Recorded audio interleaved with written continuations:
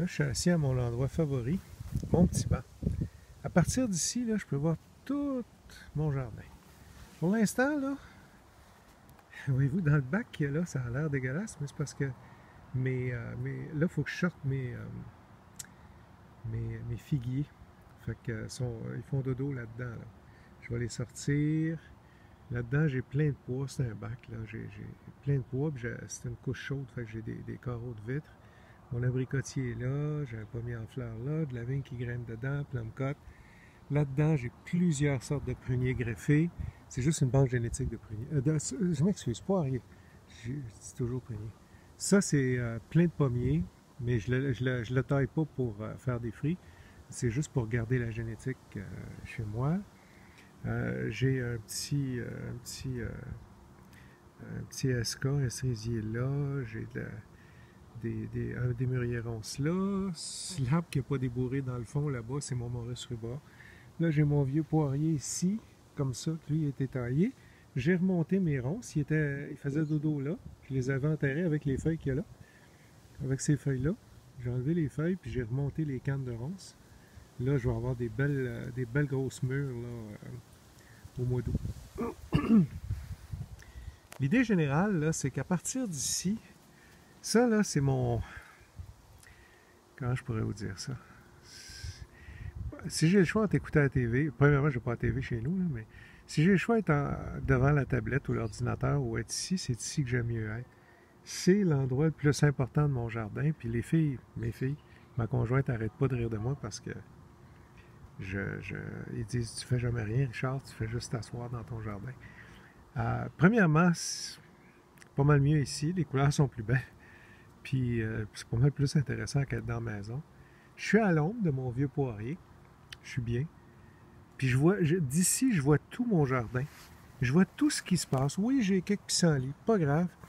Ce que j'ai remarqué cette année, ce qui est beau, là, c'est que ça, c'est l'allée qui mène à mon bac de compost, là, que j'ai pas fini de vider.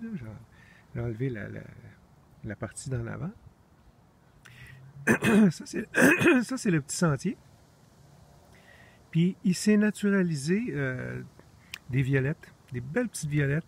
Puis là, on commence à manger des salades de feuilles de violettes avec des violettes, là. On les a même pas semées, plantées, whatever. Ils sont arrivés tout seuls. Puis je les ai laissés aller.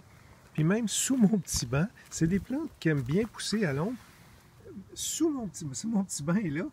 Mais regardez sur quoi je suis assis. Plein de petites violettes. Puis c'est bon à manger, les fleurs, les feuilles. Fait que je suis même à l'ombre d'un kiwi mâle qu'il y a là. Ça, c'est un plant de kiwi mâle que je laisse grimper un peu. J'ai des framboises noires là. Tout ça pour vous dire que à partir d'ici, je vois les insectes qui se promènent. Je vois la couleur des feuilles. Je vois les fruits.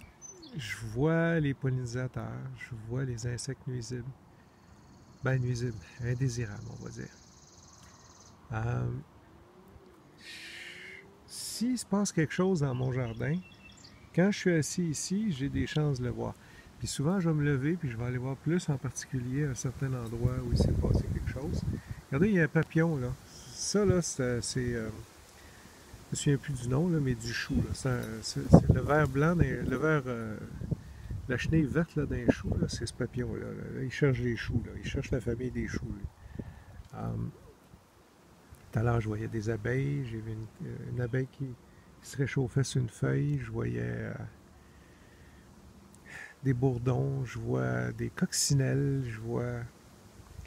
Puis tout ça pour vous dire que c'est plus la diversité qui m'a aidé. C'est pas tant d'essayer de vaporiser quelque chose sur un arbre. C'est pas tant de... Puis à un moment donné, je vais faire une vidéo sur les scarabées japonais, puis j'en ai ici, là. Ça mange tout, hein. Fait que je n'ai plein de scarabées japonais. Puis d'habitude, là, je mets un piège à phéromones là. Je pense que je ne le mettrai même pas cette année.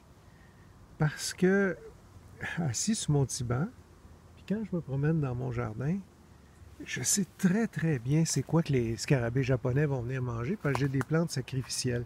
C'est pas moi qui les ai choisies, ces plantes-là. C'est les scarabées.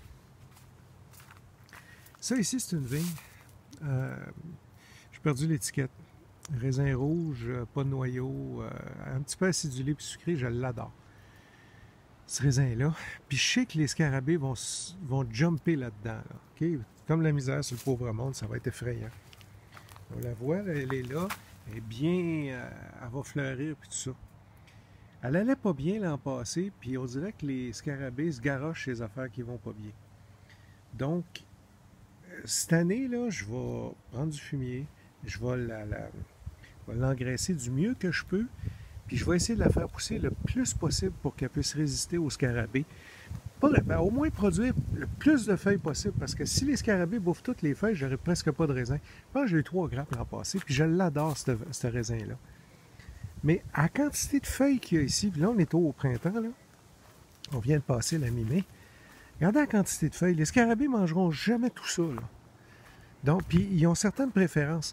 Ils ont cette vigne-là, puis ils ont une autre vigne, curieusement, là, ils se reproduisent.